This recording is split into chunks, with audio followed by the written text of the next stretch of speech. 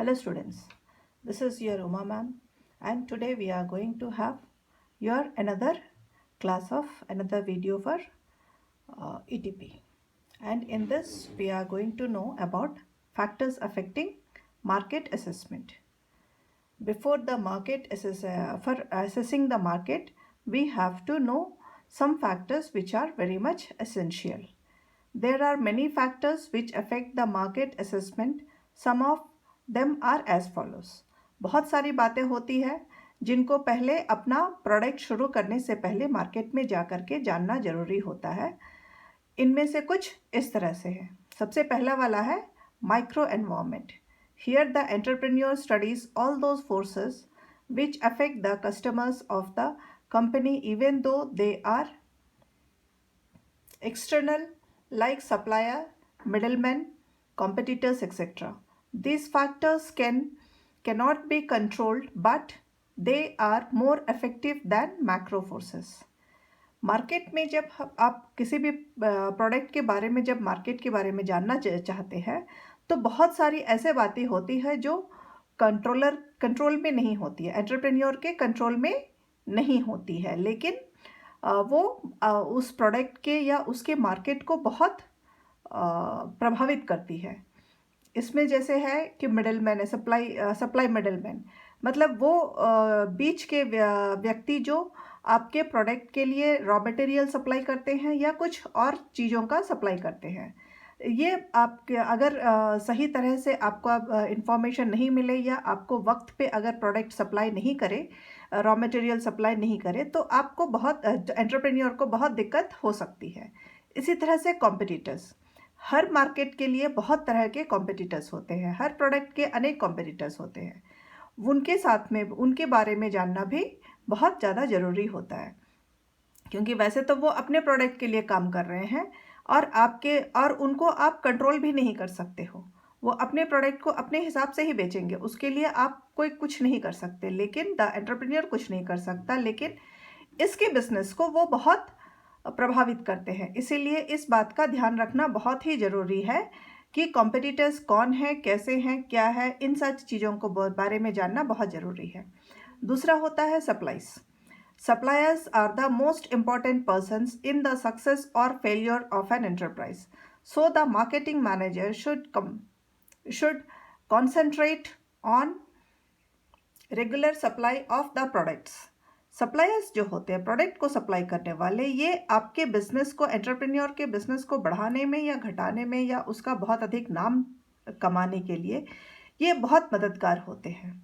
आपको हमेशा जो मार्केटिंग मैनेजर्स होते हैं, इनको इस तरह के जो सप्लायर्स हैं इनके बारे में बहुत ध्यान देना पड़ता है. सप्लायर्स को बहुत सोच समझ करके देखना पड़ता है, क्योंकि इन्हीं की वजह से अगर आपका मार्केट में प्रोडक्ट अच्छे से बिक रहा है तो भी सप्लायर्स की वजह से होगा. ये वक्त से पहले ही आपके प्रोडक्ट का ऑर्डर करते हैं, फिर जैसे ही ख़त्म होने वाला होता है फिर नए प्रोडक्ट के लिए फिर से ऑर्डर करते हैं.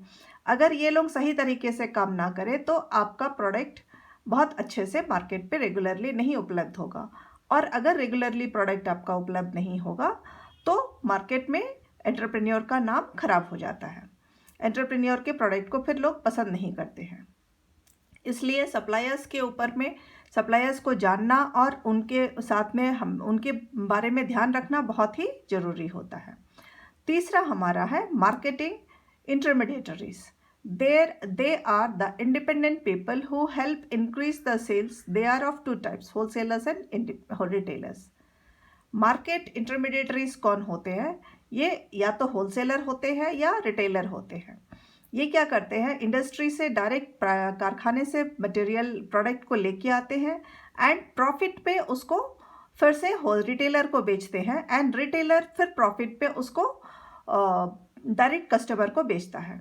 तो इनका भी आपके एंटरप्रेन्योर के मार्केट में बहुत, किसी भी एंटरप्रेन्योर के लिए बहुत अहमियत होता है. चौथा है हमारा competitors.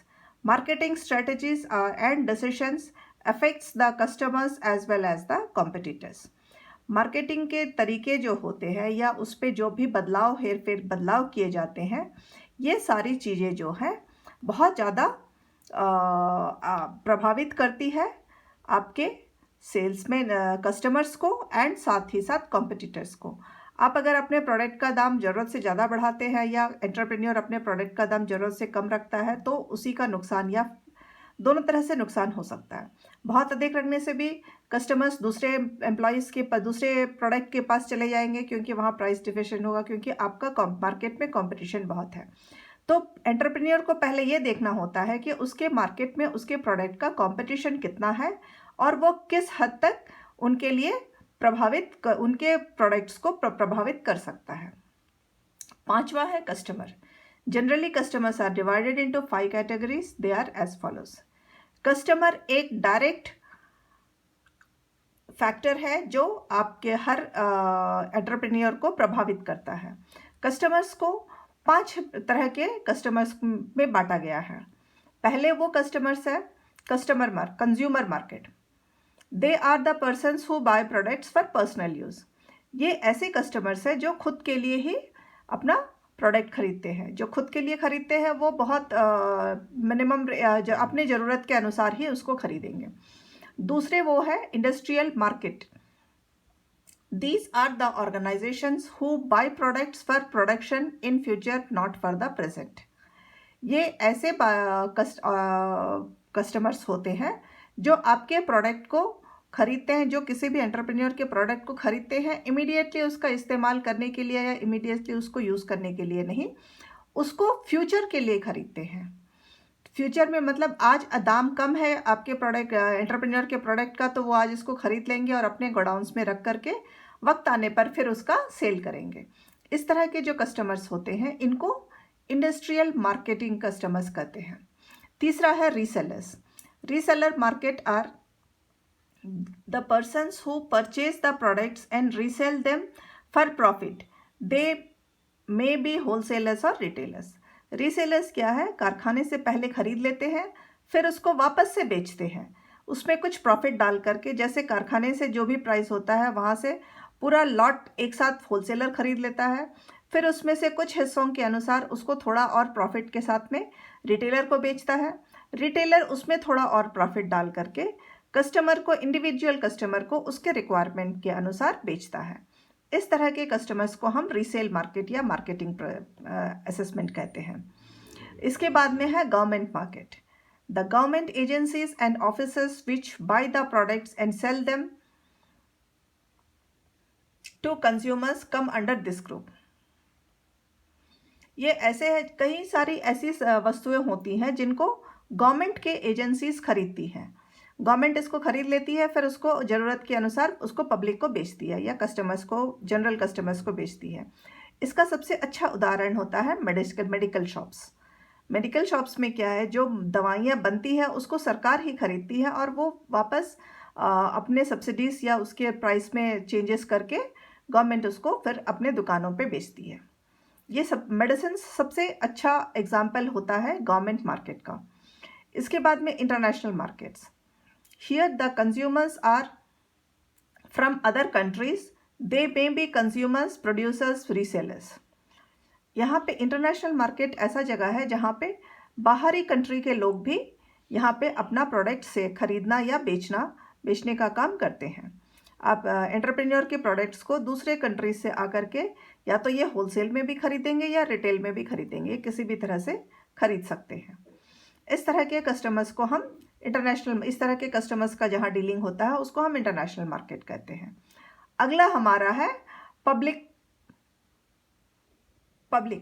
Public is such a group of persons whose present and future is connected to companies' stability.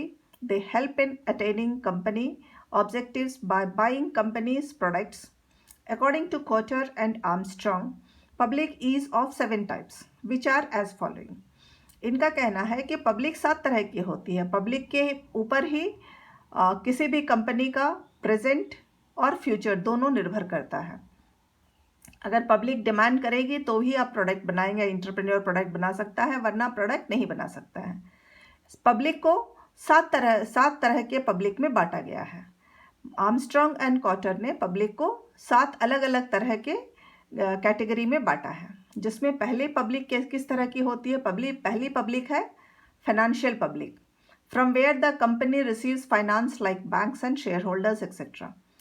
Public financial public वो है जहाँ से एंटरप्रेन्योर जो है अपने लिए फाइनेंस का इंतजाम करता है। ये तो या कोई फाइनेंशियल इंस्टीट्यूशंस हो सकती है या कोई बैंक्स हो सकते हैं या शेयर होल्डर्स, जहाँ से कंपनी को बनाने के लिए या चलाने के लिए एंटरप्रेन्योर को फाइनेंस का पैसों का इंतजाम होता है। अगला है मीडिया पब्लिक।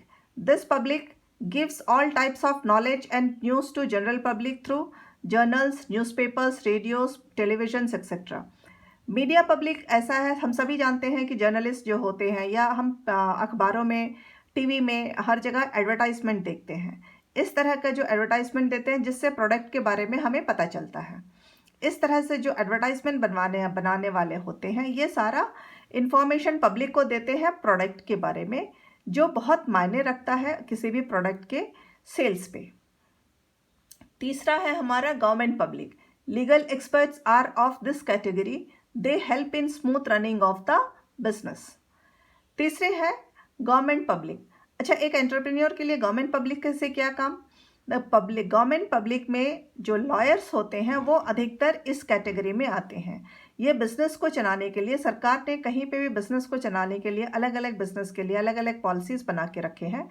इन सबको कैसे करना है, किस तरह के बिजनेस में किस तरह की पॉलिसीज़ को अपनाना है, कहाँ कौन से कागज़ होने चाहिए, आपके बिजनेस के लिए किन किन पेपरों का होना ज़रूरी है, ये सारी चीज़ें बातें जो हैं एक लॉयर बताता है। एंड इन सबको गवर्नमेंट पब्लिक के अंडर में रखा गया है। इसके बाद में आपका है citizen action public. These are of various consumer forums, environment groups and many other organisations.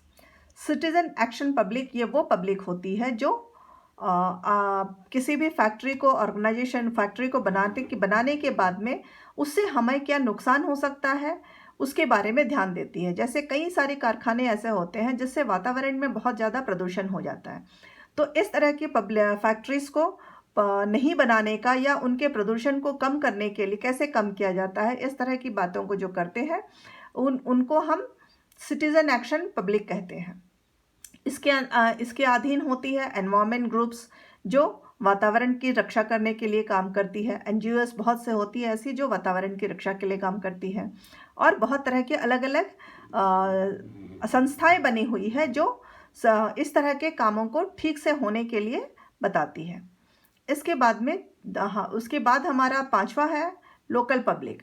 Social organisations and neighbours are of this type. मतलब सोशल ऑर्गेनाइजेशंस जो है एंड आपके जहाँ पे कारखाने बने हैं उसके आसपास की जो पब्लिक है जो इसके बारे में बहुत अच्छे से जानती है और जो इस प्रोडक्ट को खरीदना चाहती है, इनको हम लोकल पब्लिक कहते हैं। जो कारखाने के जहाँ पे बन रहा है प्रोडक्ट उसके आसपास पे ही जहाँ पे अधिक इसकी बिक्री होती है। इसके बाद में आती है जनरल पब्लिक, जिसे आम पब्लिक भी कहते हैं। A company has to keep in mind the interest of the general public as it has a great impact on the goodwill of the company. General public जो आम जनता, इनके बिना तो कोई भी एंटरप्रेन्योर अपने बिजनेस को आगे बढ़ा नहीं सकता है। इन्हीं के बदौलत उसके कंपनी का नाम अच्छा भी होता है और बिगड़ भी सकता है। अपने प्रोडक्ट को अच्छा बना के रखने के लिए, अपना गुडविल को बनाए रखने के लिए जनरल पब्लिक की ज़रूरतों को, उनकी आवश्यकताएं क्या हैं, उनके किस तरह की डिमांड्स हैं, इन सब के बारे में ध्यान रखना बहुत ही ज़रूरी है एक एंटरप्रेन्योर को। इसके बाद में है internal public. They are the workers, managers, directors etcetera. They feel good factor affects the company. Internal public वो है जो उस ऑर्गेनाइजेशन में काम करती है।